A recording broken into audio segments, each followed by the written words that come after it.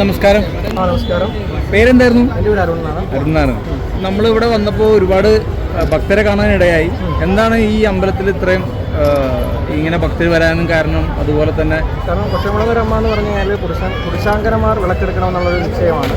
കാരണം ഇതൊരു ചരിത്രം ഉറങ്ങുന്ന ഒരു പഴമയുടെ കഥ പറയുന്ന സ്വയംഭൂവായിട്ടുള്ള വീരഭദ്രാരി അമ്മയാണ്. കാരണം ഇപ്പം ദേവപ്രശ്ന പരിഹാര ക്രിയകൾക്ക് ശേഷം അമ്മ വളരെയധികം ശക്തിയായിട്ട് ഇനി പുനരുദ്ധരത്തിൻ്റെ വക്കിലേക്ക് എത്തിയിരിക്കുകയാണ്. കാരണം അമ്മയ്ക്ക് എല്ലാ വർഷവും അനേകായിരം ഭക്തർ എന്നുവെച്ചാൽ അത്രയും കോടിക്കണക്കിന് ഭക്തരാണ് വന്നുകൊണ്ടിരിക്കുന്നത്. കാരണം ഇന്നത്തെ ദിവസം വെച്ചാൽ ഞങ്ങൾ കൊല്ലക്കാർക്കാണ് ഇന്നത്തെ ദിവസത്തിൻ്റെ പ്രാധാന്യം. ഇന്നത്തെ ദിവസം എന്ന് പറഞ്ഞാൽ കറക്റ്റ് കൊല്ലക്കാർക്കാണ്. നാളെയാണ് ഔഷധ ജില്ലക്കാർക്കുള്ളത്. ബാക്കി എല്ലാവർക്കും അതിനൊരു അനുഗ്രഹത്തിന് വേണ്ടിയാണ് രണ്ടാമത്തെ ദിവസം ബാക്കിയുള്ള ജില്ലക്കാർക്ക് നൽകിയിരിക്കുന്നത്. കാരണം ഇപ്പോൾ അമ്മയുടെ പേരും കാര്യങ്ങളും രൂപവും ഫോട്ടോയും എല്ലാം മാറ്റിയിരിക്കുകയാണ്. കാരണം എല്ലാം ഇനി വരുന്ന പുനരുദ്ധാരണത്തിൻ്റെ ഭാഗത്തിൽ വൻ മാറ്റമാണ് ഈ ക്ഷേത്രം ഉണ്ടാവാൻ പോകുന്നത്. കാരണം വീരഭദ്രാരി അമ്മയായി മാറുകയാണ് ഭഗവതി. അപ്പോൾ കറക്റ്റ് ഭദ്രകാളി ഭാവത്തിലാണ്, ബാലഭദ്രകാളി ഭാവത്തിലാണ്, ബാലികാരൂപത്തിലാണ് ഭഗവതി ഇവിടെ എല്ലാവരും ദർശിക്കുന്നതെന്ന് പറയുന്നത്. കറക്റ്റ് ഇതിൻ്റെ കടത്താറ് വയലിൽ ചെന്ന് കഴിഞ്ഞാൽ ഈ നിമിഷം ചെന്ന് കഴിഞ്ഞാൽ അവിടെ ഈ കറക്റ്റ് ഈ കൊച്ചു വെള്ളക്ക കൊണ്ടുള്ള വണ്ടിക്കുതിരകളൊക്കെ ഉണ്ടാക്കി അവിടെ വെച്ച് അവിടെ ജീവിതം ഇറക്കിയ ഒരു പൂജയൊക്കെ ഉണ്ട്. കുഞ്ഞാലുമുട്ടിന്ന് കറക്റ്റ് കടത്താറ് വയലിലാണ് ഇപ്പോൾ അമ്മയുടെ പൂജ നടന്നുകൊണ്ടിരിക്കുന്നത്. അവിടെ നിന്നാണ് അമ്മ ഇനിയിപ്പോൾ തിരിച്ചിങ്ങോട്ട് വരുന്നത്. അപ്പോൾ അവിടെ നടക്കുന്ന പൂജയാണ് ഏറ്റവും പ്രാധാന്യം. അവിടെയാണ് യഥാർത്ഥത്തിൽ ഈ കൊറ്റ നിവേദ്യം, ആ തേങ്ങ കത്തിച്ചുള്ള കൊറ്റ നിവേദ്യം എല്ലാം നിവേദിക്കുന്നത്. വളരെയധികം പ്രാധാന്യം അറിയിക്കുന്ന, കാരണം എല്ലാവർക്കും അഭീഷ്ടസിദ്ധിയും ഫലസിദ്ധിയും നൽകുന്ന ഒരമ്മയാണ്. ഞങ്ങളെ സംബന്ധിച്ച് കൊല്ലക്കാർക്ക് ഏറ്റവും ഒരു സന്തോഷകരമായ നിമിഷമാണ്. കാരണം ഞങ്ങൾക്കിവിടെ അമ്മയുടെ പാതാളങ്ങളിൽ ഒരു വിളക്കെടുക്കാൻ കഴിയുന്നത് എന്നെ സംബന്ധിച്ച് വളരെയധികം സന്തോഷമാണ്. ഞാനീ അടുത്ത കൈപ്പോള എന്ന് പറഞ്ഞാൽ നമ്മുടെ പരിമണ ശ്രീ ദുർഗാദേവി ക്ഷേത്രം 108 ദുർഗാലയങ്ങളിലൊന്ന്, അതിൻ്റെ കീഴൂട്ടായിട്ടുള്ള കൈപ്പോള ശ്രീ ധർമ്മശാസ്ത്ര ക്ഷേത്രം, നിയുക്ത ശബരിമല മേൽശാന്തിയുടെ ആദ്യ അയ്യപ്പ ക്ഷേത്രമായ കൈപ്പോള ശ്രീ ധർമ്മശാസ്ത്ര ക്ഷേത്രത്തിലെ മേൽശാന്തി കൂടിയാണ് ഞാൻ. കഴിഞ്ഞ വർഷം എനിക്ക് എൻ്റെ ഭഗവതി എഴുന്നള്ളിക്കാൻ ഒരു യോഗം ഉണ്ടായിരുന്നു. ഞാൻ ആനപ്പുറത്തായിരുന്നു. എനിക്ക് അമ്മ എഴുന്നള്ളിക്കാൻ കഴിഞ്ഞു.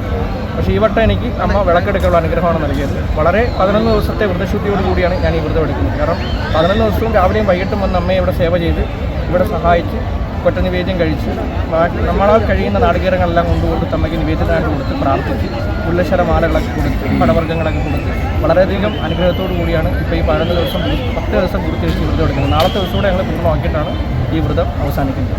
എല്ലാവർക്കും ഒരു സംശയമാണ്, ഈ പുരുഷന്മാർ സ്ത്രീകളായിട്ട് അമ്പലത്തിൽ ക്ഷേത്രത്തിൽ വേഷം മാറി വരുന്നു എന്നുള്ളൊരു ഇത്, അത് മറ്റു മതസ്ഥരെ സംബന്ധിച്ച് അത് നോക്കിക്കാണുമ്പോൾ ഉണ്ടാകുന്നൊരു കാര്യമുണ്ടല്ലോ. എന്താണ് ഇവർ ചെയ്യുന്നത്, അല്ലെങ്കിൽ എങ്ങനെയാണ് ഇവർ ഇങ്ങനെ ഒരു എല്ലാ തരത്തിലും ഒരു വേറൊരു രീതിയിലാണല്ലോ നിങ്ങളുടെ ഒരു ആചാരം എന്ന് പറയുന്നത്. അപ്പോൾ അതിനെ പറ്റിയിട്ട് രണ്ട് വാക്ക് എന്ന് വെച്ച് പറഞ്ഞാൽ, ഇത് ഈ ക്ഷേത്രം എന്ന് പറഞ്ഞാൽ കറക്റ്റ് കടത്താറ് വയലിൽ അന്ന് സ്വയംഭൂവായിട്ടുള്ള, ഇപ്പോഴും വെച്ചിരിക്കുന്നത് സ്വയംഭൂവായിട്ടുള്ളൊരു പാറക്കല്ലാണ്. ആ കല്ല് അന്ന് ആ കുട്ടികൾ കളിച്ചുകൊണ്ടിരിക്കുന്ന സമയത്ത് ഈ നാളികേരം എന്ന് പറഞ്ഞാൽ നാളികേരം പൊട്ടിക്കാനായിട്ട് ആ കല്ലിൽ ഉടച്ചപ്പോൾ അതിൽ നിന്നും പോലെ രക്തം വരികയും അങ്ങനെ ഇവിടുത്തെ കാരണവന്മാർ അതിൽ ദേവപ്രശ്ന പരിഹാരം ചെയ്ത് സ്വയംഭൂവായിട്ടുള്ള ഭഗവതി അതിൽ കുടിയിരിക്കുന്നു, വീരഭദ്രാരി അമ്മ കുടിയിരിക്കുന്നതായാലും.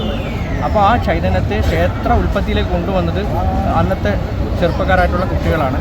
അന്ന് ദേവപ്രശ്നത്തിൽ ഇപ്രകാരം പറഞ്ഞത് പുരുഷന്മാർ തന്നെ പുരുഷാങ്കനന്മാരായിട്ട് ആ ശ്രീവേഷം കെട്ടി വിളക്കെടുക്കണം, അത് അമ്മയ്ക്ക് ഏറ്റവും ഇഷ്ടമാണ്. ഒറ്റ നിവേദ്യമായിട്ട്. അപ്പോൾ ഇനി വരും വർഷങ്ങളിൽ ഇതിലും പുനരുദ്ധാരണത്തിൻ്റെ ഭാഗമായിട്ട് ഒരുപാട് മാറ്റങ്ങൾ ഉണ്ടാവും ക്ഷേത്രത്തിൽ. കാരണം ഇപ്പം ചിത്രഭാനു തിരുമേനിയുടെ മേൽനോട്ടത്തിലാണ് ഒരുപാട് മാറ്റങ്ങൾ കൊണ്ടുവന്നിരിക്കുന്നത്.